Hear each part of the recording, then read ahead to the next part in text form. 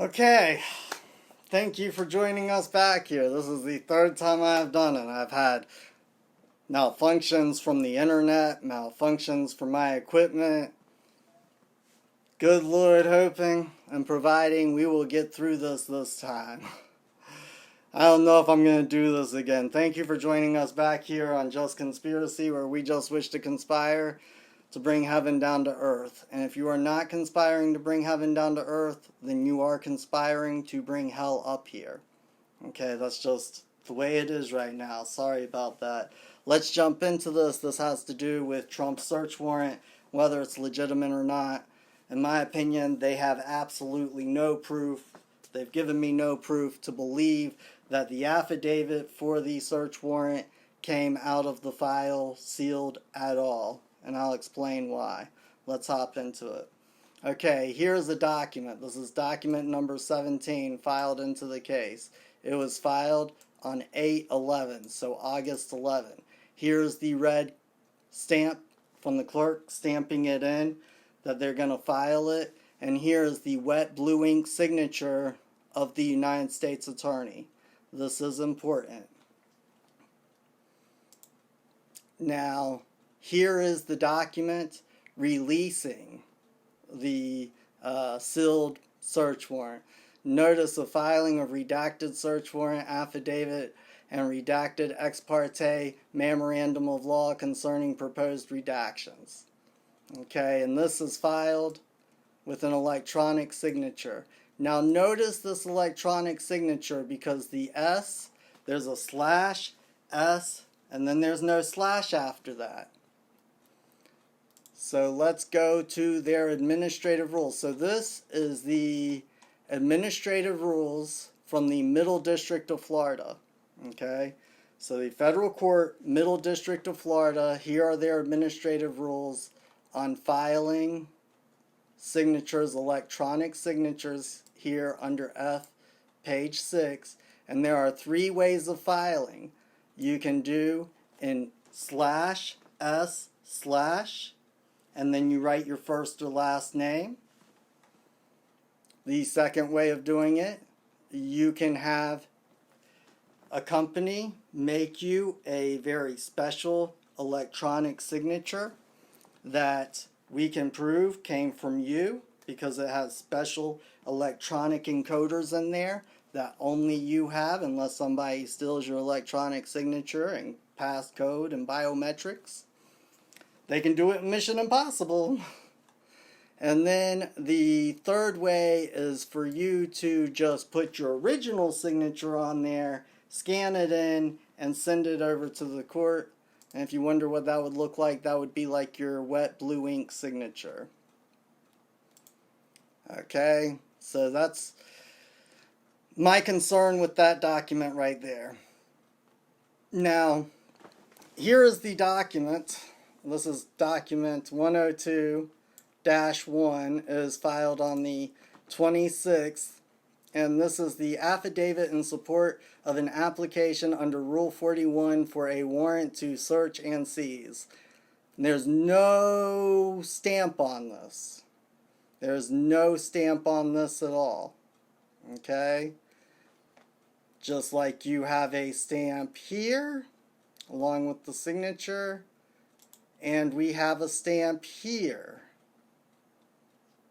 There is no stamp on the application for the search warrant, on the affidavit that is applying for the search warrant. Along with there being no stamp, here is the search warrant, and you can see the search warrant has a case number on it. So the search warrant that the application of the affidavit was applying for, it has a case number, but the affidavit does not. That seems awfully strange. Now, this is the memorandum of law for the proposed redactions, and you can see that this was filed on August 25th. It was filed, document 89, sealed, and it was filed on August 25th. And you can see every single page has this document 89 entered into the computer on the 25th, document 89 filed under seal, and you can see how it's redacted. Now if we go down here, again, you have electronic signatures. You have electronic signatures with no S, and both of them are italicized. Both of them are italicized, because this was my first really big hiccup, is I had all the sources for what italicized means pulled up, and then somehow it just all disappeared. Who knows how Google does that to me, or Microsoft Edge. It's almost like they know what I'm doing in real time. So let's go over here. This, let me see what page I was on. So this is the Southern District of Florida's administrative procedure. It goes into effect December 1st, 2021. It is less than a year old. Less than a year old. And if we go down here to documents that cannot be filed electronically, let's click on that. Documents that cannot be filed electronically, cases filed under seal, and sealed documents in criminal cases. Attorneys are prohibited from filing sealed documents in criminal actions electronically. Sealed documents in criminal actions shall be filed in the conventional paper format, accompanied by a motion to seal as described in Local Rule 5.4. In criminal actions, motions to seal documents previously filed and on the docket must also be filed conventionally. Motions to unseal documents in criminal actions or criminal cases must be filed conventionally and must not be filed electronically. So let's go back and look at this. This is the memorandum of law about the documents being sealed. It's in a criminal investigation case, which, if it goes anywhere, if they actually bring charges, will be a criminal prosecution case. Persecution, maybe. That's what's going on right here. And they are filing with electronic signatures in a case that they are not allowed to file electronically. That seems awfully suspicious. And this is why up here you have the stamp, the clerk stamp, is because they filed it in person. They filed it conventionally down at the clerk's office, and then the clerk stamped it in and somebody had to put it into the file. That's how this works. But if they filed it down there in person, why does it not have a blue ink signature like this one does? Why does it not have a blue ink signature? I don't know. Now the other thing to pay attention to is you see how this was filed a day before, and you can clearly see that. You can clearly see how it was filed a day before, and you can see that on every single page. When we go to the affidavit for the warrant, you can't see any of that. There is no page where you can see that it had been filed before. It looks like this has never ever been filed in the court, and if it hasn't been filed in the court, I wonder why everybody's going through so much pain and trouble and loss and heartache and fight trying to get something that does not exist unsealed. And if that is what's going on, then what's actually going on with this warrant? What's actually going on with this investigation? Is there an investigation at all? And we're about to get into that. So like I said, there's no case number on here. There is a case number on the warrant. The warrant was signed 12/12/33.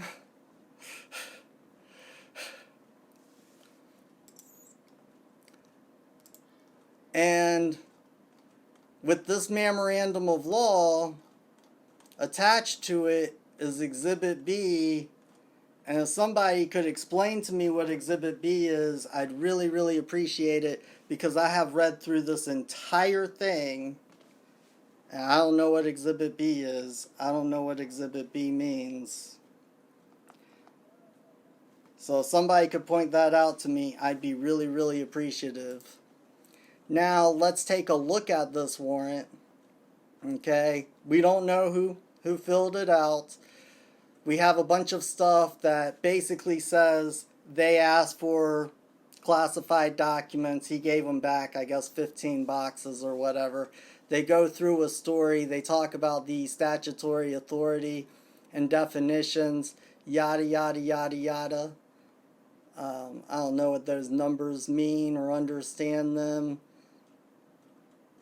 And they talk about these things because they know that you, the general public, do not understand them, because this is confusing attorney talk, which is why they're throwing it in there. Because they can't say, hey, we got him. He had a smoking gun in his hand. Here's the pictures. They don't have that kind of case. That's why all of this is blacked out, in my opinion. And again, there's nothing proving that this was filed in the case before. Not one thing. So let's go here. I like reading the stuff that's in between all the redacted stuff. That's where you find your good stuff. The good. Boxes containing documents were transported from the White House to Mar-a-Lago. According to a CBS Miami article titled "Moving Trucks Spotted at Mar-a-Lago," published Monday, January 18, 2021, at least 2 moving trucks were observed at the premises on January 18, 2021. Whoa! You are the FBI with an infinite amount of resources. And the source that you're giving us, we already knew from PBS. And OMG, they caught somebody moving with moving trucks and boxes? No way. We gotta lock that guy up. That's gotta be criminal, moving trucks and boxes while you're moving. I bet nobody else has done that before. Let's get them.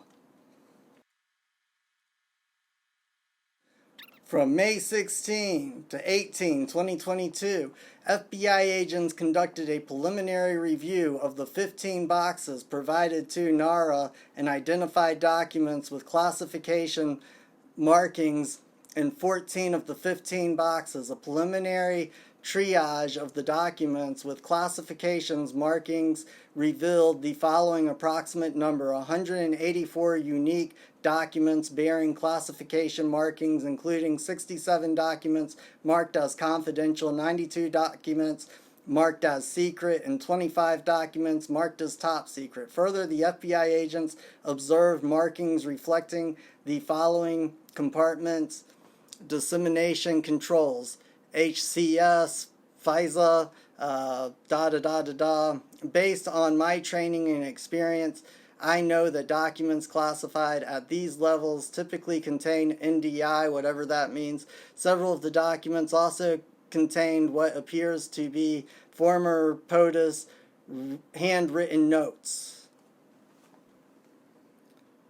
The man used to be the President of the United States not all that long ago. I'm pretty sure he has the right to have classified documents. I'm pretty sure. It would be really, really surprising to me if presidents could not keep classified documents of certain things that happened during their administration. But he still hasn't said anything like, hey, here's the smoking gun. We got him this time, boys. I haven't heard that yet.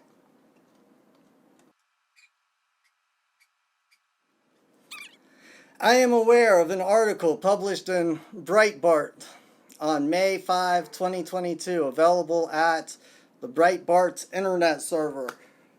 Again, you're getting your news, you're getting your investigation from media outlets. from internet journalists and CBS News. I mean, this is lame. I thought you guys had like some really cool spyware. Why don't you get Breitbart to run the rest of the investigation for you?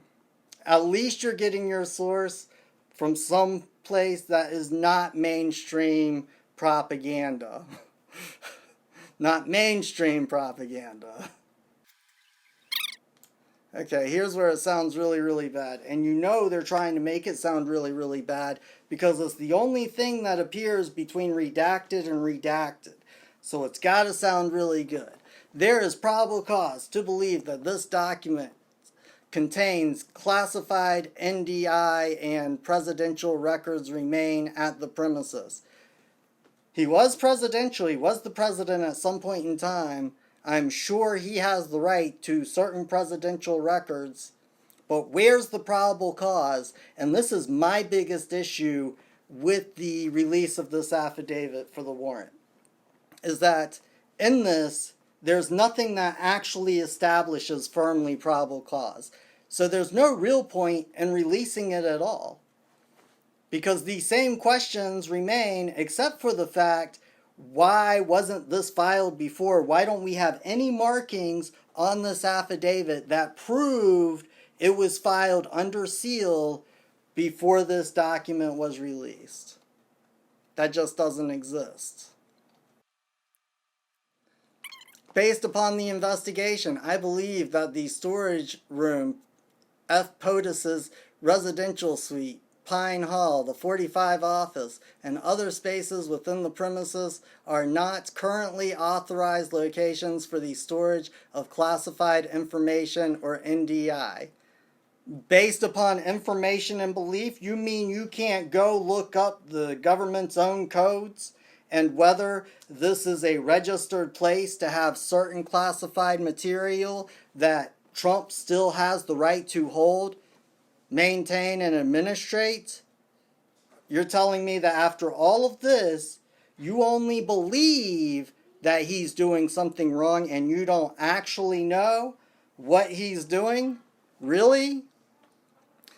Similarly, based upon this investigation, I do not believe that any spaces within the premises have been authorized for the storage of classified information, at least since the end of F. POTUS's presidential administration on January 20, 2021. There's not somebody you can go and check for that just to make sure before we go kick in somebody's door? Really? I thought you guys were the FBI, man. I thought y'all were the FBI.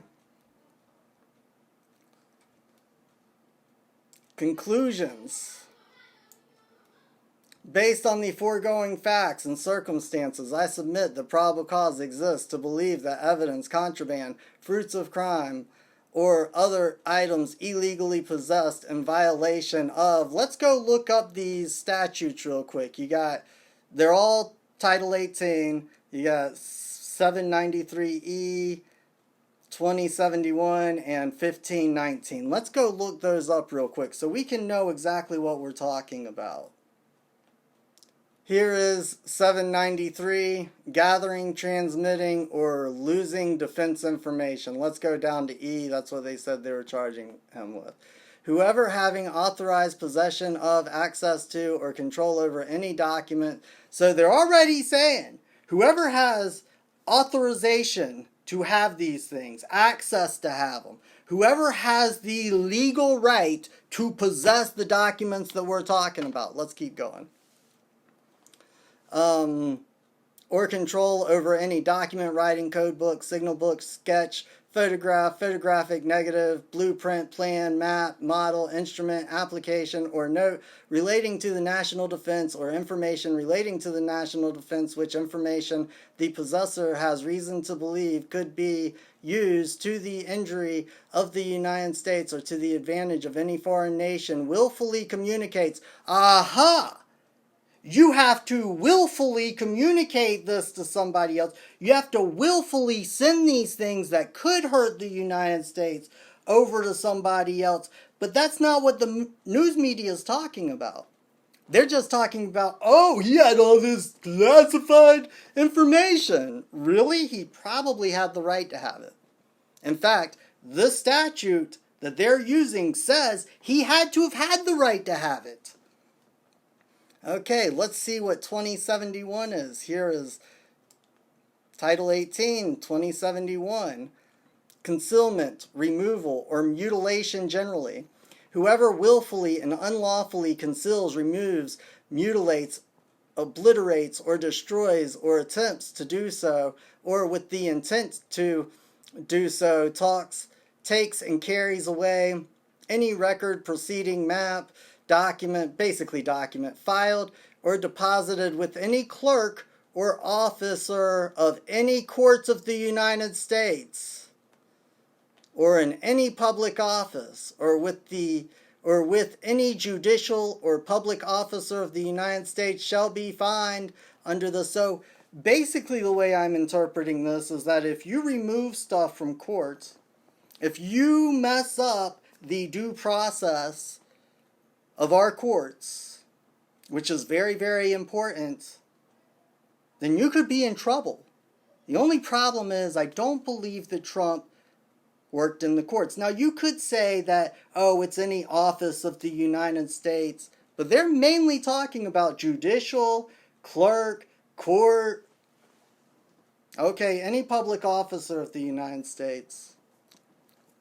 But still, you haven't shown any proof that any of this stuff has happened. In fact, you haven't even shown any probable cause that any stuff like this has happened. And when we do finally get you to release something that you claim to be the affidavit, to me, it has absolutely no marking whatsoever that it's even a court document, much less that it was sealed or filed by hand as required by your administrative process.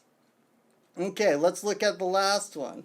18, U.S. Code 519, destruction, alteration, or falsification of records in federal investigation and bankruptcy. Whoever knowingly alters, destroys, mutilates, conceals, cover-ups, falsifies, or makes a false entry in any record, document, or tangible object with the intent to impede, obstruct, or influence the investigation or proper administration of any matter within the jurisdiction of any department or agency of the United States, or any case filed under Title 11, or in relation to or contemplation of any such matter or case shall be fined, Again, this has to do with the federal government's investigation of Trump. Trump is not in the FBI office falsifying documents. And if he is, for Trump to do basically any one of these things, it would have to be a conspiracy, in my personal opinion. But I could be a moron. I could be retarded. I do not have a law degree, and I'm really, really surprised that nobody with a law degree has come out and pointed any of this stuff out to the public. It's really, really shocking to me. The last thing most Americans remember about General Flynn is that he resigned, was fired, and that he admitted lying to the FBI. Does the fact remain that he lied? Well, you know, people sometimes plead to things that turn out not to be crimes, and the Department of Justice is not persuaded that this was material to any legitimate counterintelligence investigation. So it was not a crime. Are you doing the president's bidding in General Flynn's case? No, I'm doing the law's bidding. I'm doing my duty under the law as I see it. You know you're going to take a lot of incoming for this decision. Are you prepared for that? Yeah, I'm prepared for that. But I also think it's sad that nowadays these partisan feelings are so strong that people have lost any sense of justice. And some people might say we should give them the benefit of the doubt. Here's the reason why I can't give them the benefit of the doubt. Michael Flynn. What happened with Michael Flynn? I can't find a really, really good article about it anywhere. It doesn't matter which side of the spectrum you're on. I can't find one. But I have gone and looked at the actual court documents. I have gone and looked at the actual FBI reports that freed Michael Flynn. And I'm going to tell you right now, here's what happened. The FBI wrote to the CIA to say, hey, is this guy helping you in any kind of way? Because we're investigating him for espionage. And the CIA said, oh yeah, he gives us information on Russia. And the FBI said, the CIA said he didn't say that. The CIA said they had no clue what was going on. They completely fabricated the entire case. Of course they knew he was lying. He had to. Because everything was top secret. So they trapped him, lying to them because it was part of their job, and then they arrested him for it. And Michael Flynn, knowing that juries probably wouldn't understand that much, went ahead and pled guilty. And out of that entire situation, the only individuals who spent any time in jail or prison is Michael Flynn. The FBI people who falsified the documentation, nothing happened to them. The people who participated in his prosecution, nothing happened to them. And in fact, when it first came out, what actually happened, the government fought to try to keep him in jail, in prison. Now, I recently heard that there's a lawsuit, Michael Flynn suing them for $50 million. I hope he wins.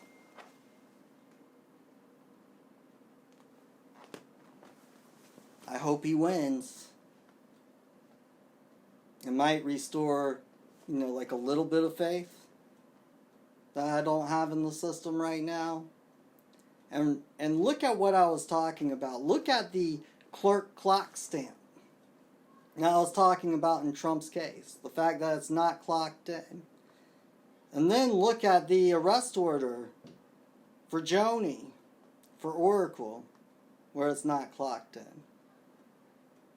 And you can go look at my old arrest order, where it's not clocked in. And when it's not clocked in, that means it was an abduction. When you don't have a proper and lawful search warrant, it's a home invasion. A violent home invasion because they have weapons. And if they can do it to the former president of the United States, and I don't care which side of the political spectrum you're on, if they can do it to the former president of the United States, they can do it to you. Without even thinking twice. And for people who are all against Trump, for people who hate Trump, look, I don't like the guy. I was really glad that he got elected so that I could write him a letter and say, "You're fired, buddy," and exercise my Republican form of government. But I'm going to tell you this right now. If there is anybody on this planet more dedicated to holding government actors liable for governmental crimes, if there's anybody more active in that pursuit than this guy, I'd like to meet him. Can you set up an introduction? Because I don't care what Trump did or what Trump didn't do. What I care about is whether Trump's getting due process of law. Just like I care whether you got due process of law or not. Just like I always talk about how we got to get due process of law back.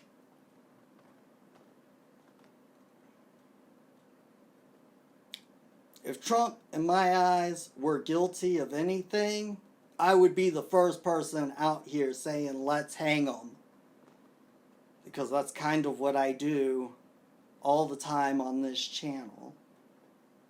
Because I don't care about Trump. I don't care about Joe Biden. I don't care about politics. I don't care about Hollywood. I only have one concern that bothers me every single day, and that concern is that my little son in training, my little man in training, my young man will not have rights when he grows up.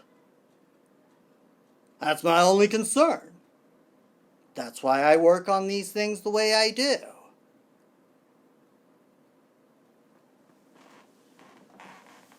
I'm going to tell you right now, I've seen them do the same crap to people all across the country. That's how I know how to spot these defects. And without any court stamp on those documents, what court did they issue from? Huh? Go back and watch State Steals Children. Because the state issued the same type of warrant like that, and because they didn't find anything at Sierra's house, they stole her children and would not give them back, because if they admitted that the warrant was fraudulent, then they would be liable for committing criminal actions. So they had to be more criminal and steal her children and never give them back. Think about that, and it's all because the public doesn't understand what's going on. Ignorance is bliss. We are just conspiracy, and we just wish to conspire to bring heaven down to earth. And if you're not conspiring to bring heaven down to earth, you're conspiring to bring hell up here, even if you don't know it. Those are the only options left. One world, love, and peace.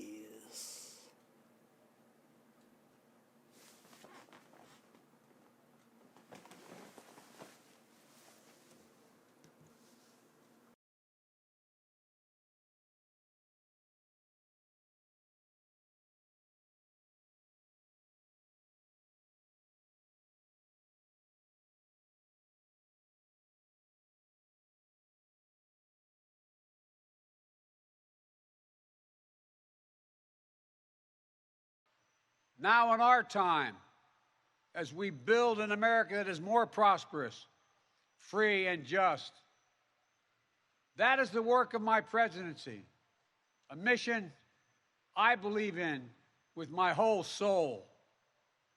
But first, Donald Trump and the MAGA Republicans represent an extremism that threatens the very foundations of our republic. And here, in my view, is what is true. MAGA Republicans do not respect the Constitution. They do not believe in the rule of law. They do not recognize the will of the people. See, but they look at them as patriots. And they see their MAGA failure to stop a peaceful transfer of power after the 2020 election as preparation for the 2022 and 2024 elections. They tried everything last time to nullify the votes of 81 million people. This time, they're determined to succeed in thwarting the will of the people.